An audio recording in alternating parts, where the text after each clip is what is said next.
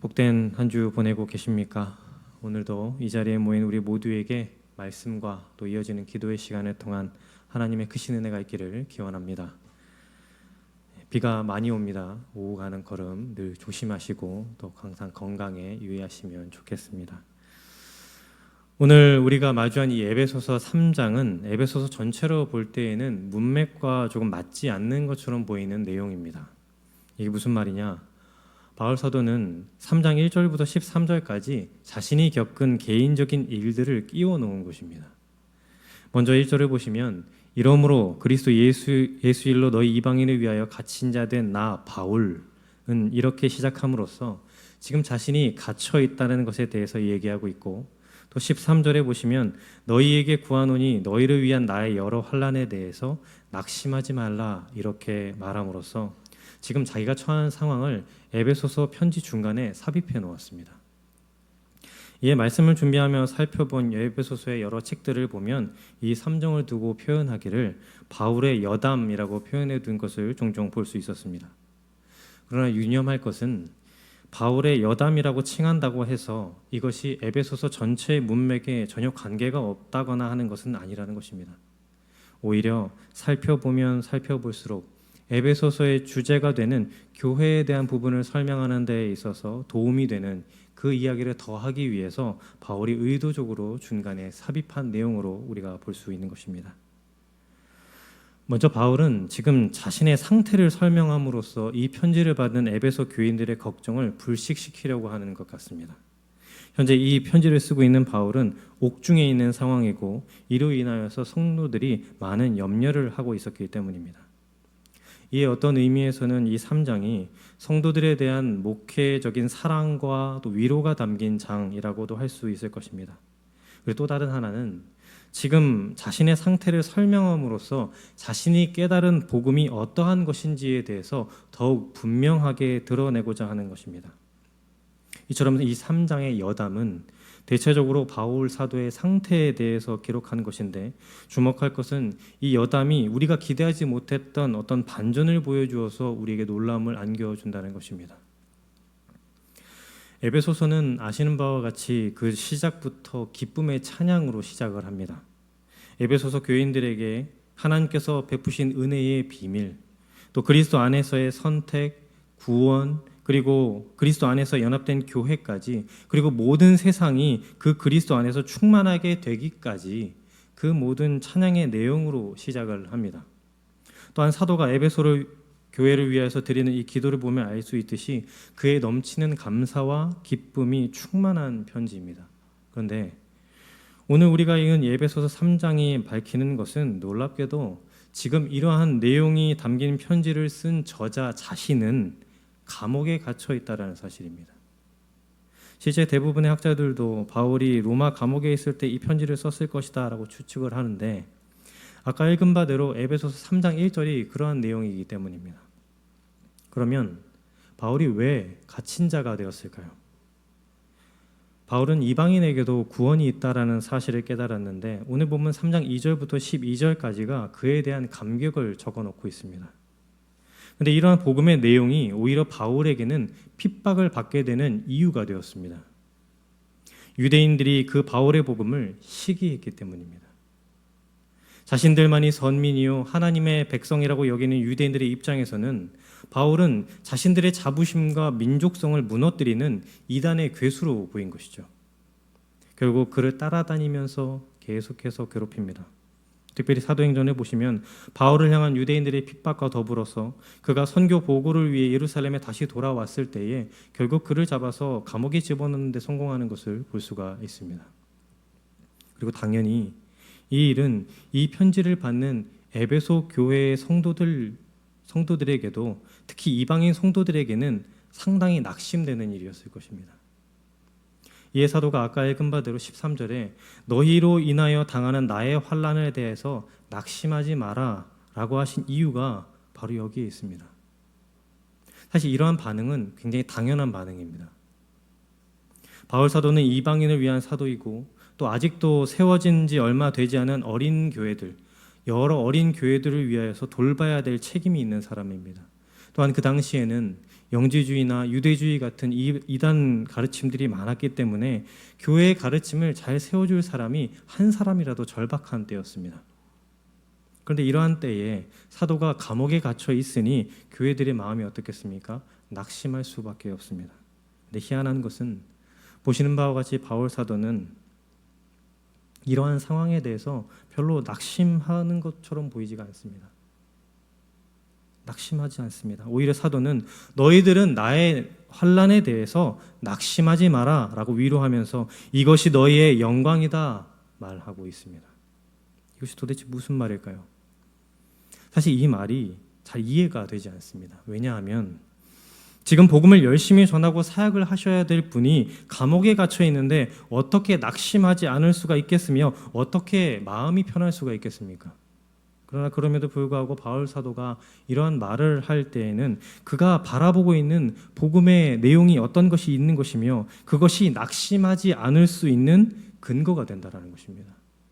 그래서 오늘은 그렇다면 바울이 그 근거로 삼고 있는 그 부분이 무엇인가 그것에 대해서 살펴보면서 복음의 내용을 조금 더 알아가 보고자 합니다.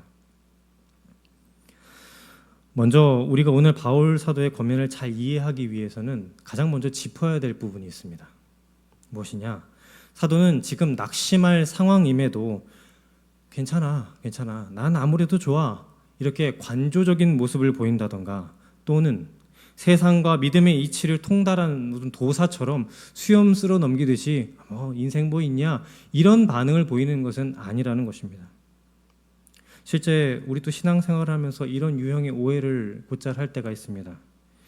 신앙이 좋고 기도를 많이 하면 신앙의 연차가 많이 쌓이면 뭔가 세상을 초월하여서 세상의 모든 일에 대해서 슬픔도 없고 고통도 없고 항상 감사와 기쁨이 차 있을 것이라고 생각합니다. 그래서 때로 우리가 슬프고 화가 나고 원망이 나오면 내가 지금 신앙이 많이 떨어졌구나 이렇게 곧장 생각하고는 합니다. 그러나 여러분 믿음이 좋아도 때리면 아픕니다. 그렇죠? 고개를 끄덕끄덕 하시는 거 보면 맞아보신 적이 있습니다. 맞아보신 적이 있는 것이죠. 때리면 아픕니다. 그건 똑같죠. 화도 납니다. 바울 사도 역시 지금 그렇게 말하고 있는 것이 아닙니다. 그럼 사도가 에베소 교인들에게 걱정하지 마라 내 고난은 너희의 영광이다 라고 말씀하실 때에 바울 사도는 어떤 생각을 하고 있는 것일까요? 우리가 이것을 이해하려면 바울이 지금 자기 자신에 대해서 어떻게 이해하고 있는지를 먼저 생각해 보면 좋습니다. 오늘 본문 에베소서 3장 7절부터 9절까지의 본문을 우리 다시 한 번 더 봉독해 보도록 하겠습니다. 함께 합니다. 이 복음을 위하여 그의 능력이 역사하시는 대로 내게 주신 하나님의 은혜의 선물을 따라 내가 일꾼이 되었노라.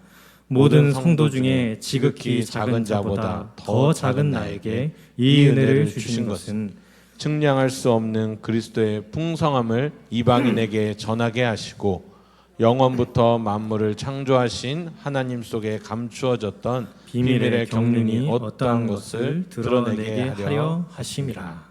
아멘. 여기 8절에 보시면 바울이 자기 자신에 대해서 말하기를 나는 모든 성도 중에서 지극히 작은 자보다 더 작은 자인데 그러한 내가 7절의 말씀과 같이 하나님의 은혜의 선물을 따라 주의 일꾼이 되었다라고 이야기합니다. 그리고 이 말씀에서 바울은 자기가 어떤 자인지 또 그가 어떠한 그가 가진 사명이 어떠한 것인지에 대해서 아주 잘 설명해 주고 있습니다. 제가 중고등학생 시절 때 수련회 같은 것에 참석을 하게 되면 강사로 오신 목사님들께서 종종 이런 말씀을 해주셨습니다. 여러분, 이 바울이나 모세가 이렇게 하나님 앞에 쓰임을 받았던 것은 능력이 있었기 때문입니다. 로마의 시민이요 헬라어와 히브리어에 능통한 사람이었기 때문에 또한 모세는 당대 영웅이었기 때문에 하나님이 쓰신 것이다. 이런 말씀을 곧잘 해주셨습니다. 물론 지금은 제가 이해가 갑니다. 왜냐하면 그 당시에 이제 수련회를 가면 꼭 저같이 이제 공부 안 하는 학생들이 많이 왔었기 때문에 교회도 열심히 다니지만 공부도 좀 열심히 해라. 이런 차원에서 격려를 해주시는 것이죠. 아마도 바울이 이렇게 쓰임을 받은 것은 그래서 이렇게 말씀을 하신 것입니다. 그가 똑똑했기 때문이다. 능력을 가진 것이다. 라고 말이죠. 그래서 분명한 것은 바울이 쓰임을 받은 것은 사실 그러한 차원의 것이 아니며 실제 바울도 자기 자신에 대해서 그렇게 이해하고 있지 않습니다. 그는 항상 교회 성도들에게 자신은 작은 자, 작디 작은 자라고 이야기합니다. 이것은 가치가 없다, 쓸모가 없다라는 의미입니다. 또 디모데전서에서는 자신을 가리켜 무엇이라고 합니까? 죄인 중에 괴수라고 이야기합니다. 그렇다면 바울은 왜 이런 고백을 계속하는 것일까요? 그것은 그의 뼈아픈 과거와 연관이 되어 있습니다. 우리가 잘 알고 있듯이 그는 처음에 그리스도와 교회의 원수로 지낸 사람입니다. 지혜와 성령이 충만한 스데반 집사님을 죽이는데 앞장을 섰을 뿐만 아니라 그는 교회를 핍박하고 성도들을 잡아들이기 위해서 최선을 다했던 사람입니다. 더 중요한 것은 바울은 회심을 하였지만 그 회심은 다른 어떤 사람들에 의해서 복음을 듣거나 자발적으로 회심한 것이 아니었습니다. 그는 말이 안 통하는 사람이었고 미쳐 날뛰는 망아지와 같은 사람이었습니다. 그래서 예수님께서는 권능의 모습으로 나타나셔서 그 앞에 가로막아 서시고 그를 쳐서 거꾸로 들이셨습니다. 그리고 그런 사람이라면 그는 응당 죽어야 마땅했습니다. 그러나 예수님께서는 그를 의로 대하지 않으셨습니다. 의로 대하셨다면 그는 말에서 떨어져서 맹인이 되는 것이 아니라 죽었어야 맞습니다. 그리고 그 자리에서 죽었다면 아마도 교회는 우리의 대적 사울을 죽인 하나님이라며 더 큰 찬양을 올려드렸을지도 모르겠습니다. 그러나 하나님은 그렇게 간단한 방법을 사용하지 않으시고 더 큰 방법을 사용하셨습니다. 그를 잡아서 가장 자기를 향하여 반대하고 날뛰는 그 사람을 잡아서 자신의 사도로 만들어버리신 것입니다. 이것은 그 어떤 기적보다도 큰 기적이었습니다. 그래서 바울은 자기에게 임한 은혜가 어떠한 은혜인지를 잘 알고 있습니다. 그는 그것은 적당히 벌을 받을 만한 자에게 주시는 은혜가 아니라 죽어 마땅한 죄인을 쳐 거꾸로 때리시는, 그래서 구원하시는 하나님의 은혜였습니다. 바울은 그것을 절절히 깨달았습니다. 이에 바울은 자신을 무엇이라고 이해했는가? 그리스도의 전리품, 그리스도의 포로로 이해하며 한평생을 살았습니다. 실제 고린도전서 4장 9절에서 바울은 이렇게 이야기합니다. 내가 생각하건대 하나님이 사도인 우리를 죽이기로 작정된 자같이 끄트머리에 두셨음에 우리는 세계 곧 천사와 사람에게 구경거리가 되었노라. 사도는 자신을 두고서 내가 끄트머리에 서서 구경거리가 되었다, 이렇게 이야기합니다. 많은 학자들은 이 표현을 지금 바울이 로마의 개선 행진을 빗대어서 표현한 것이라고 생각합니다. 우리가 아는 것처럼 당시 로마는 대제국으로서 그들이 가는 곳마다 승리를 거뒀습니다. 그리고 승리를 하면 그 승리한 군대와 더불어서 장군은 로마에 들어올 때 개선을 하게 되는데, 이때 모든 백성들이 환호성을 울리는 그 대열의 맨 앞자리에는 누가 있느냐? 그 승리를 이끈 장군이 가장 앞장을 섭니다. 그리고 그 뒤에는 승전한 병사들이 따르고 그 다음에는 전리품들이 뒤따릅니다. 그리고 맨 마지막에 누가 오느냐? 포로로 잡은 왕이나 장수, 이런 사람들이 쇠사슬에 끌려 따라오게 됩니다. 그리고 그들은 개선이 끝나고 나면 거의 죽거나 노예로 팔려서 평생을 살아갑니다. 그럼 이 끝에 사람들을 끌고 나오는 이유가 무엇일까요? 가장 앞에 선 장군이 얼마나 강대한 적들을 싸워서 물리치고 그들을 자기 포로로 삼았는가를 보여주는 것입니다. 바로 그 포로들을 보여주면서 너희들이 보는 이 장군이 이만큼 용감하게 싸웠다라는 걸 보여주고 있는데, 지금 바울이 말하는 내용이 바로 그것입니다. 내가 그 포로요, 내가 그 맹수요, 내가 그 장수였다, 이것입니다. 아무도 나를 막을 수가 없었다. 나는 미쳐 날뛰는 죄인이었다. 그러나 그 그리스도의 사랑이 나를 의에 따라서 갚지 아니하시고 큰 사랑으로 갚으사 나를 복종시키셨다. 그래서 나는 내가 믿는다는 것이 믿는다는 것 자체가 하나님의 은혜가 얼마나 큰지 보여주는 증거다. 내가 그 증거다라는 것입니다. 이게 그가 가진 내가 그리스도의 포로된 자라는 의미입니다.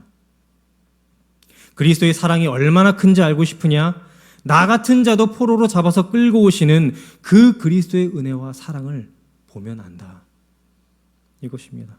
그리고 오늘 본문에서 내가 작디 작은 자라고 말하는 것도 바로 이 의미입니다. 그리고 이것이 바울의 이러한 이해가 오늘 바울이 감옥에 갇혀 있는 사안과 이제 연결이 되는 것입니다.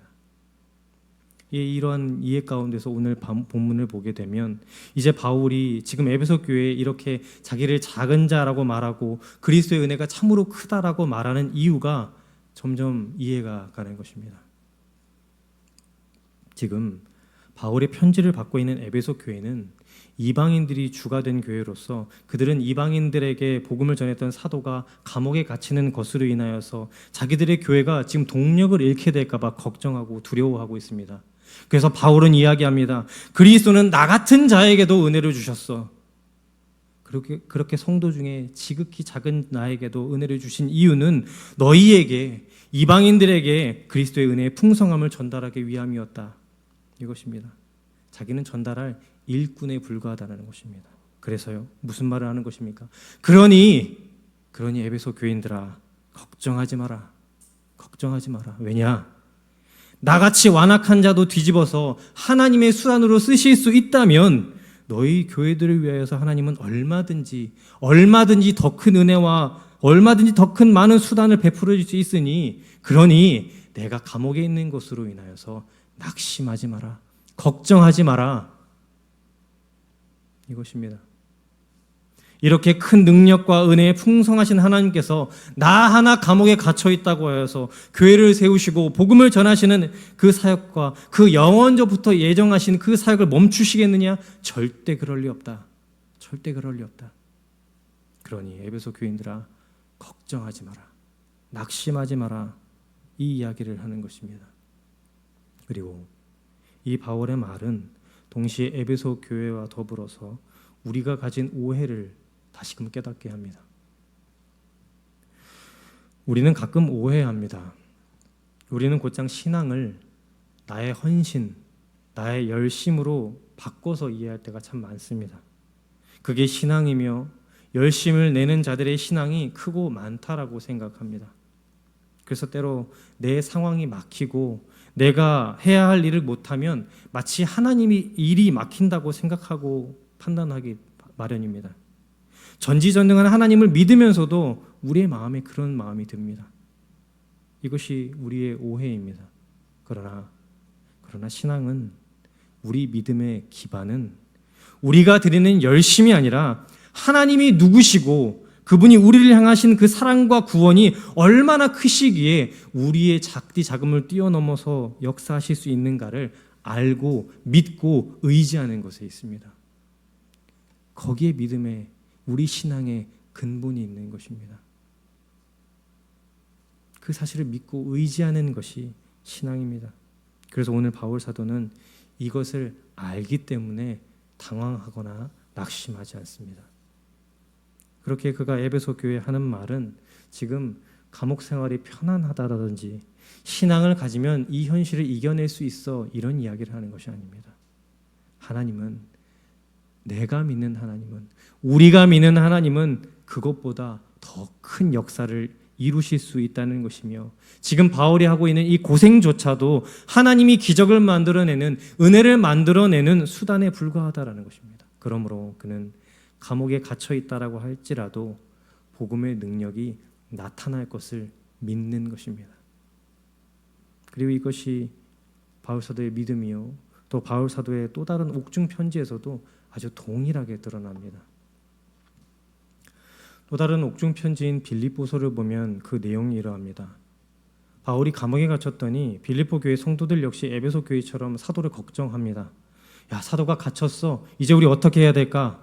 그랬더니 그 안에서 바울을 따르던 바울의 제자들이 들고 일어나서 말하기를, 우리 스승 바울이 가르쳤던 복음이 얼마나 좋은 복음이었는지 우리가 전파하자. 그래서 바울을 따르던 사람들이 열심히 전도를 시작했습니다. 그리고 또 반대편 사람들도 들고 일어났습니다. 그 사람들은 어떤 사람이냐? 평소에 바울을 마뜩찮게 여겼던 사람들입니다. 바울을 반대했던 사람들입니다. 그 사람들도 이야기하기를 이때다. 이때 우리가 진짜 복음인 것을 드러내자. 반대쪽에서도 일어났습니다. 그리고 이들도 열심히 전도를 했습니다. 그래서 빌립보 교회가 어떻게 됐을까요? 부흥했습니다. 말씀 위에 더 바로 섰습니다. 지금 바울은 그것을 보는 것입니다. 바울이 잡히면 하나님의 사역이 끝날 줄 알았는데 하나님께서는 오히려 그 바울의 갇힘을 통하여서 성도들이 이렇게 더 큰 역사를 이끌어내시더라 이것입니다. 이에 바울이 놀라워합니다. 내가 갇히면 망할 줄 알았는데 망하는 것이 아니라 하나님의 은혜로 더 커지는구나. 이것이 어떻게 된 일이냐 놀라워하고 빌립보 교회를 향해서 기뻐합니다. 그래서 바울은 빌립보서 1장 20절과 21절에 이렇게 고백합니다. 나의 간절한 기대와 소망을 따라 아무 일에든지 부끄러워하지 아니하고 지금도 전과 같이 온전히 담대하여 살든지 죽든지 내 몸에서 그리스도가 존귀하게 되게 하려 하나니 이는 내게 사는 것이 그리스도니 죽는 것도 유익함이라. 아멘. 이 구절은 단순히 내가 죽고 이렇게 순교를 위해서 죽겠다 이 말을 하고 있는 것이 아닙니다. 감옥에 갇혀서라도 역사하실 수 있다면 난 그냥 계속 감옥에 갇혀 있겠다 이 말입니다. 내가 일하는 것으로 하나님께서 역사하실 줄 알았는데 내가 감옥에 갇혀 있는 것만으로도 하나님께서 크게 역사하신다면 난 감옥에 갇혀서라도 만족하며 하나님의 사역을 지켜보겠노라. 지금 그 얘기를 합니다.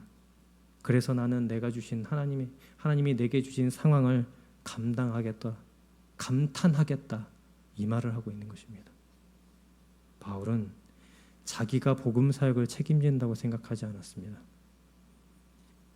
여러분, 교회도 성도도 마찬가지입니다. 교회와 성도는 오직 하나님 핏값을 주고 사신 예수 그리스도에게 달려 있습니다. 그렇기 때문에 우리는 그저 만족스럽지 않고 부족하고 위태해 보이는 나와 내 교회의 현실을 감당하는 것뿐입니다. 그 현실도 주님의 일을 이루시는 도구이기 때문에 그렇습니다. 그러므로 바울은 기꺼이 갇혀 있겠다 말합니다. 그리고 그 깨달은 바대로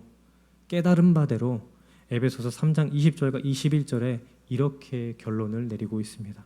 함께 에베소서 3장 20절과 21절을 봉독해 보도록 하겠습니다. 함께합니다.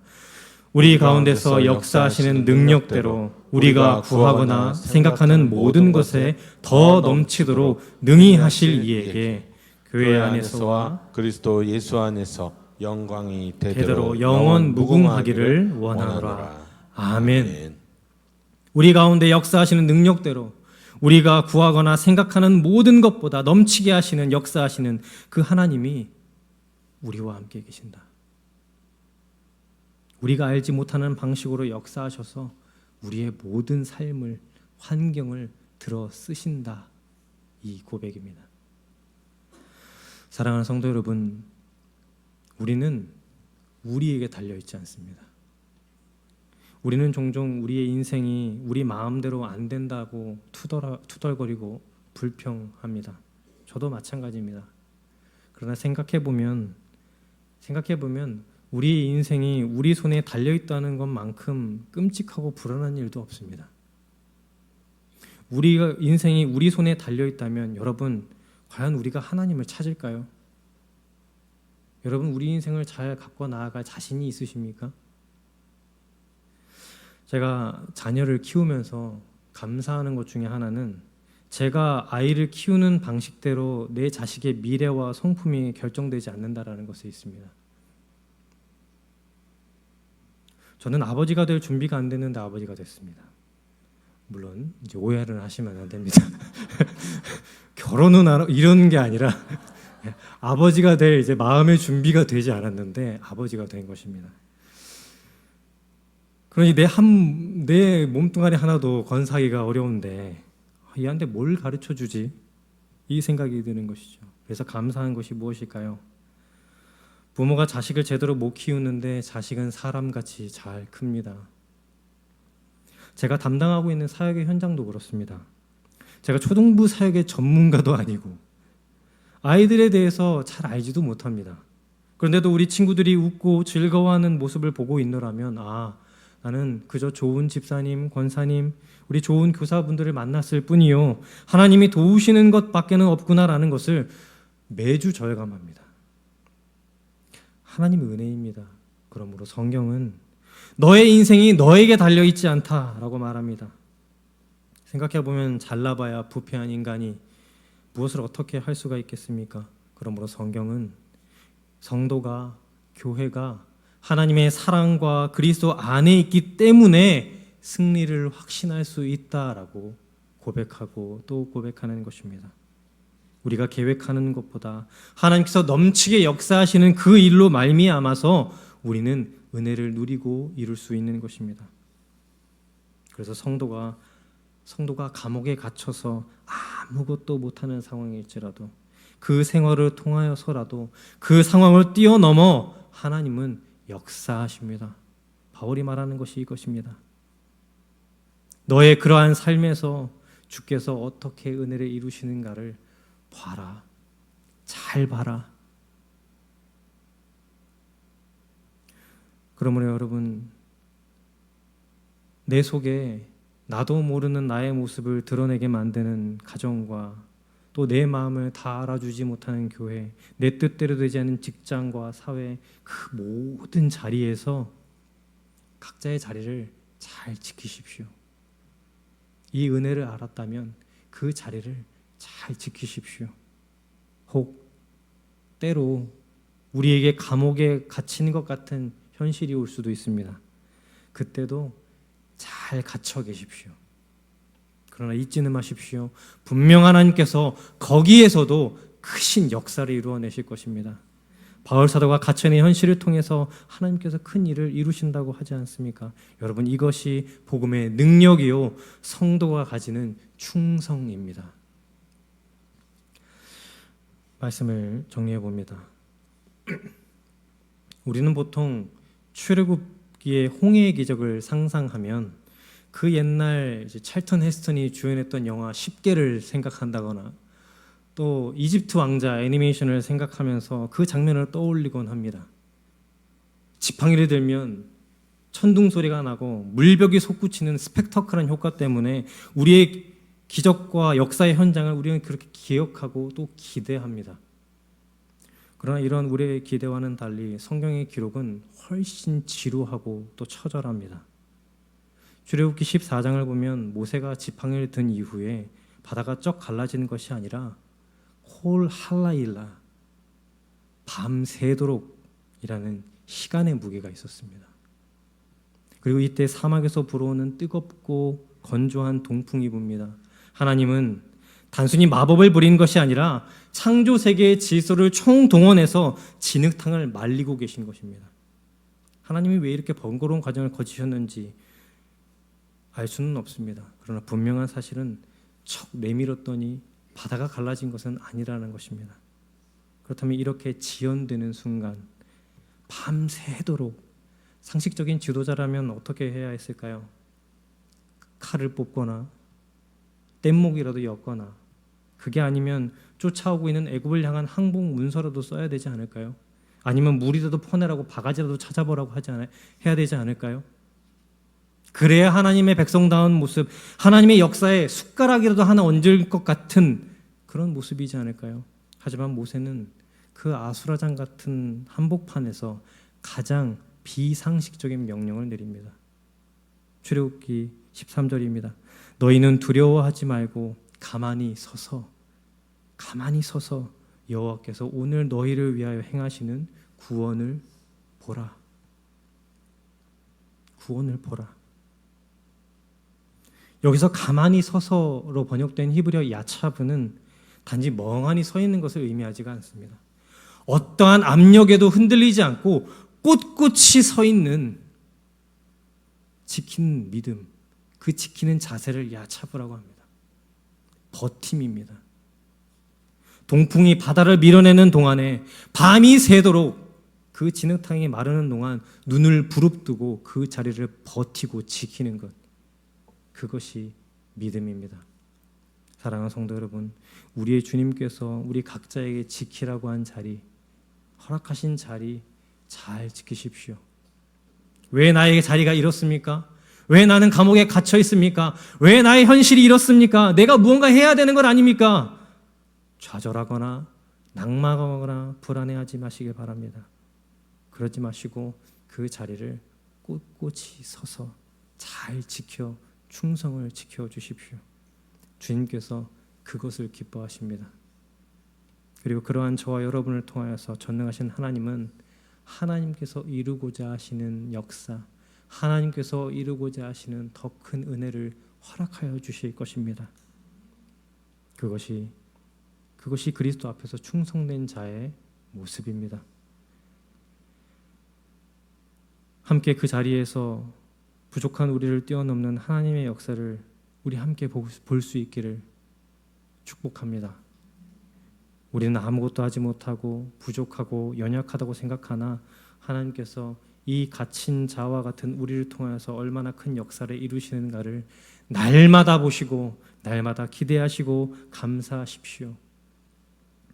아무쪼록 이런 하나님의 은혜를 사모하면서 우리 역시 주어진 자리를 잘 지켜나갈 수 있기를, 나의 형편보다 비교할 수 없는 더 큰 은혜가 갇힌 것과 같은 오늘의 우리 현실에서도 주님의 충성된 일꾼으로 살아가는 그러한 저 여러분을 만들어내시기를 주님의 이름으로 간절히 축복합니다.